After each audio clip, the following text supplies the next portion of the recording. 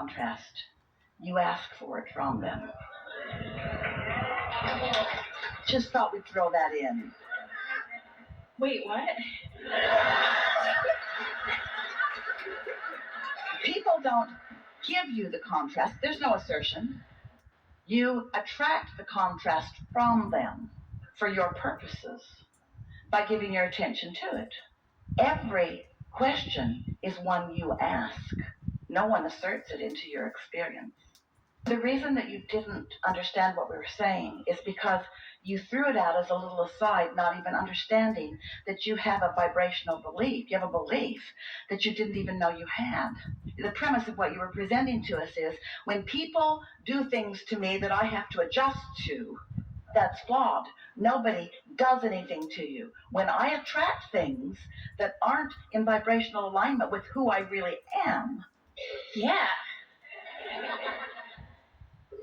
Okay, so I want to attract way more things, way more of the time that are in vibrational alignment with me and where I want to go. You do, but you see, you do every time.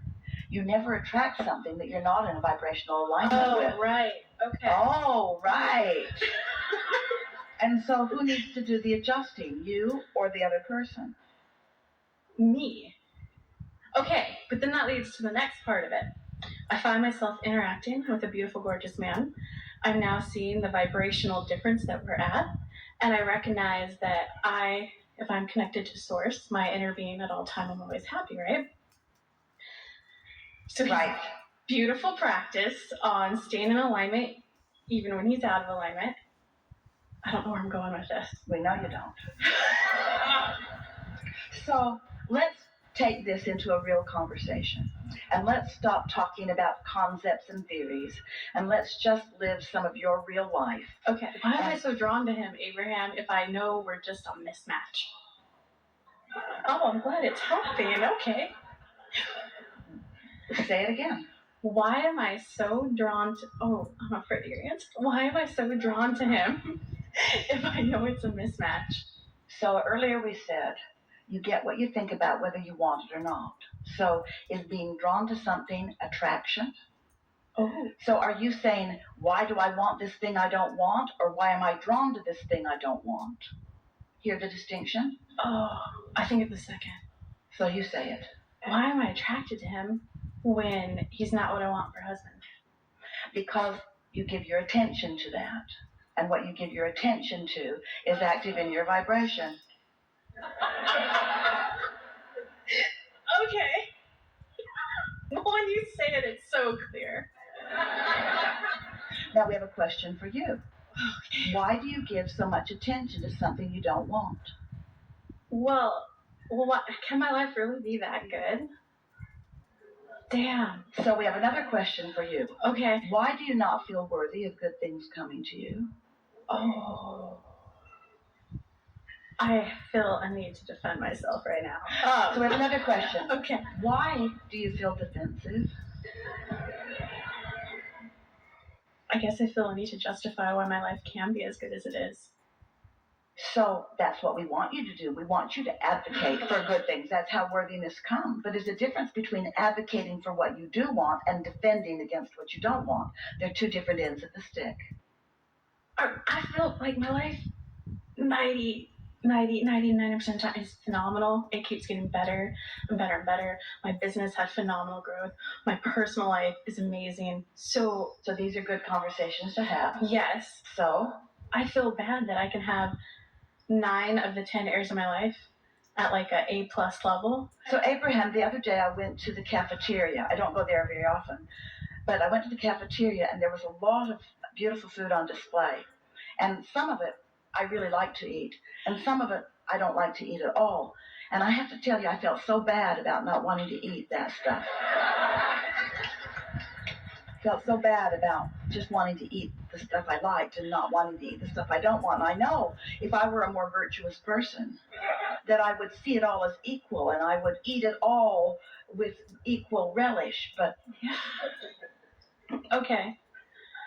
I mean, yeah, right? Because if I'm connected to Source, then I should thoroughly enjoy my time with him 100% of the time. But yeah, I want someone who's happier. I want someone who's happier. This is a conclusion that I've come to. Took a little bit, but now in this moment I know I want someone who's happier, and I want to be happier. And in my not finding someone who's happier, I've been quite unhappy, which makes me a perfect vibrational match to him.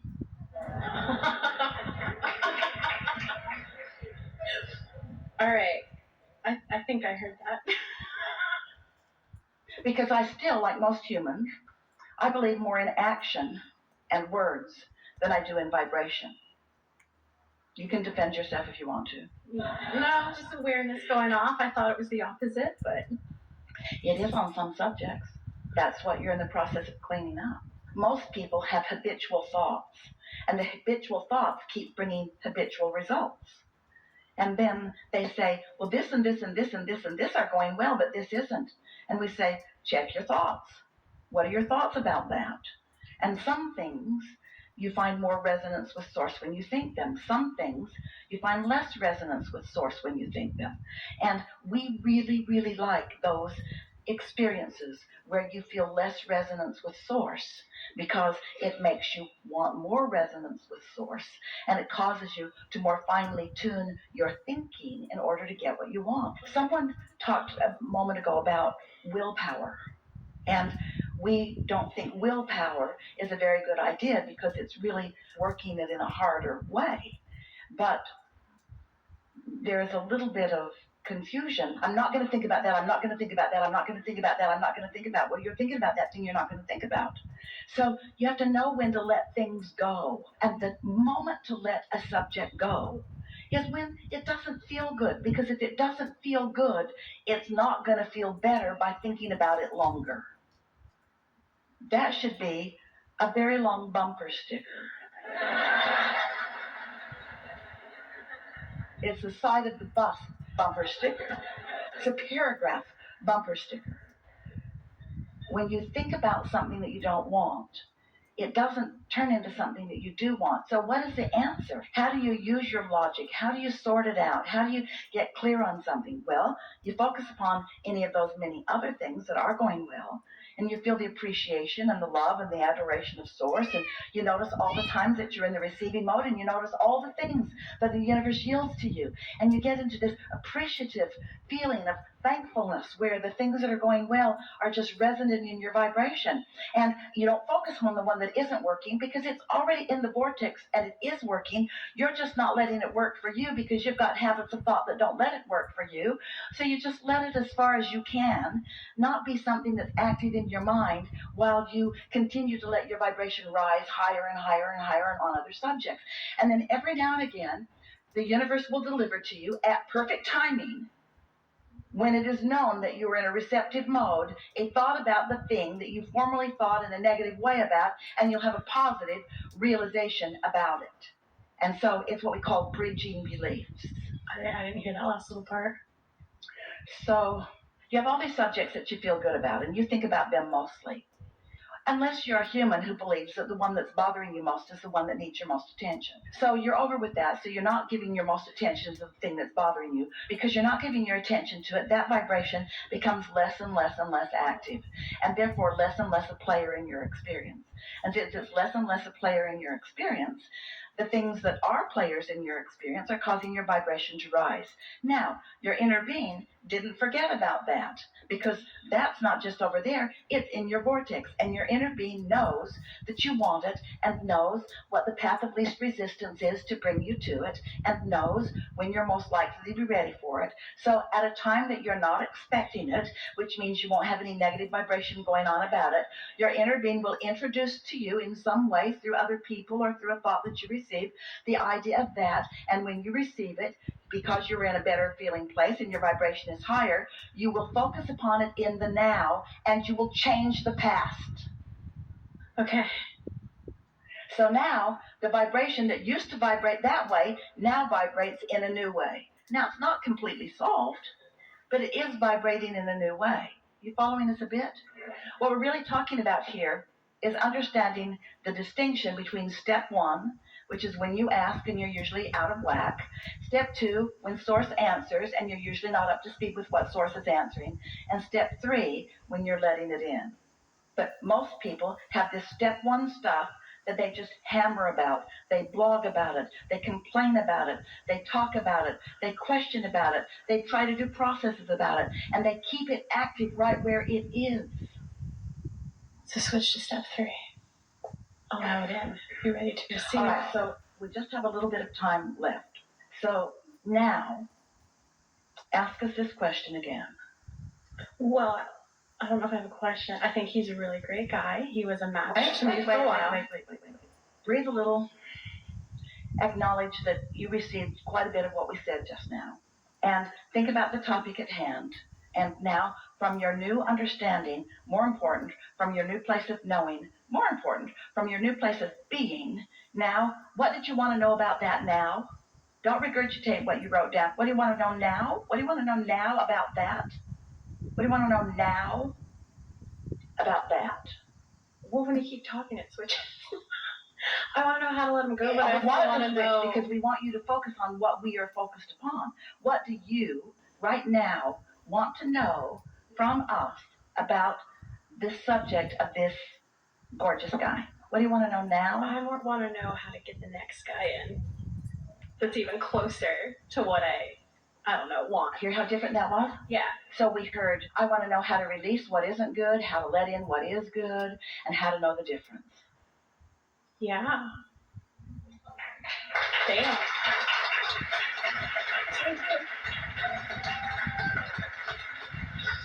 Do you punish yourself unnecessarily on a regular basis?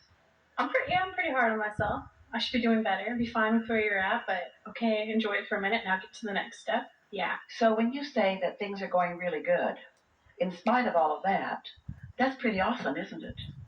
That I can keep moving? Well, what we're getting at is you explained to us, and we believed you.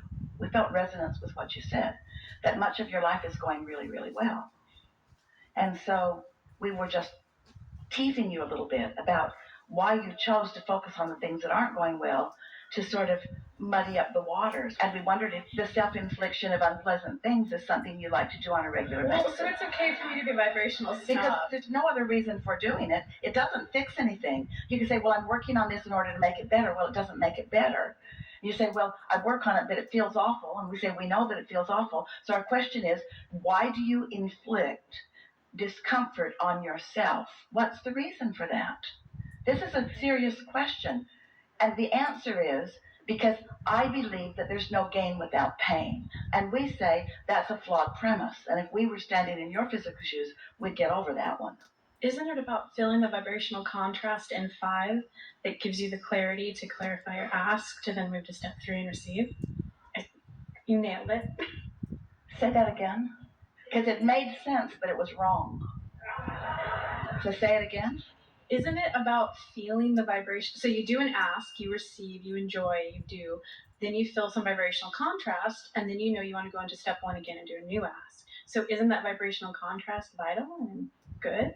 Well, helpful, but that really wasn't what you were describing to us here. In other words, this is sort of your way of justifying. In other words, we do like it when you trip over the thought and you feel negative emotion again, that you understand that you are clarifying it. But so many of you are making an art of step 1. You just keep going back to step 1 and back to step 1. And then we've given you a little reason to justify it by saying, well, you are clarifying and you are clarifying. But really, friends, it's time to clean up your vibration. It's time to clean up your vibration. It's time to stop making excuses about negative emotion. It's time to focus upon the thoughts that feel good, period. It's time for that. Because the other stuff just comes to you. You don't have to go looking for trouble. It will find you by the residual vibration that you've got going on. But what you're doing here, don't take this the wrong way. Take it how we mean it. You're taking your laziness or sloppy thought about a subject, and then you're justifying it by saying, but isn't that step 5? Oh, I hear it. And that's different. In other words, that's looking for trouble and then defending the trouble by saying, well, it's part of the process.